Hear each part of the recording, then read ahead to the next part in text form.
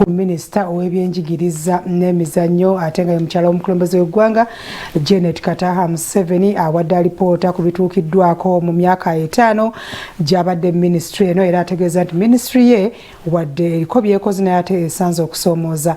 Ategeezezza nga basobodde okuzimba amasomero agawerako mu kisanja kino, naye ng'ate kyewuunyisa nti abaana bangi abawanduse mu masomero abadde maka goba Pulezidenti Entebbe.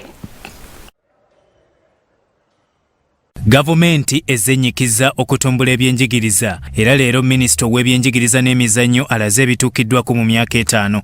Minisita Janet Kataha Museveni asinzidde Entebbe mu maka g'obwa Pulezidenti n'ayanjula ebibadde mu myaka 2016 okutuuka mu 2021 n'aggumiza eky'okuyambako abawala n'ebikozesebwa nga bali mu nsonga. A factory that would produce sanitary pads for all schools. That's the only way we can take care of this problem, because we can't buy for schools and we can't provide only for a few. Minisita ategezeza nti newankubadde ministry ezimbye amasomero okwetooloola eggwanga mu myaka gino 5 aga primary nga gali 145, naye waliwo ekizibu ky'abaana okuva mu masomero. But when they get to school, when the children get to school, then they are asked to pay some money. And those families that don't have, that can't afford, then those children drop out.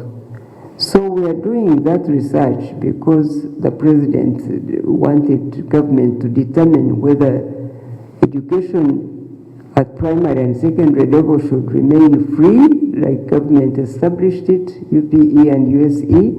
Mu myaka 5 gino gavumenti yawandiika abasomesa aba secondary 9,873, naye olw'ekirwadde kya COVID-19 waliwo abasomesa abava mu mulimu guno ng'okudda agamba kiri gye bali. Come back of their own free will because they know that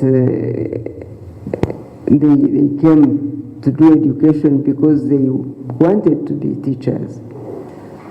They had to divert to go elsewhere because they wanted a living wage.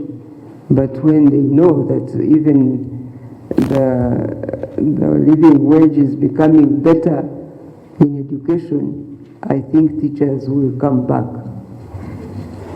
So that's what I hope will happen. But even if they don't come back, there are more teachers coming out of institutions every year. Ministry ey'ebyenjigiriza era yaggulawo awareness campaign mu mwaka ogwa 2018 okumanyisa abazadde ku birungi ebiri mu kuwa abaana emmere ku masomero, naye abazadde bakyaganya okukikola. The government is mobilizing our communities to know the role they must play. We can't start taking action against parents to deal with their own children. We assume that all parents know the responsibility they have for their children. We are really having government, where government is discussing what to do with this food problem, this food issue, because it does affect the education of children when they are not eating. Bya Wandulu Bone, Sorot TV, Omwenyo.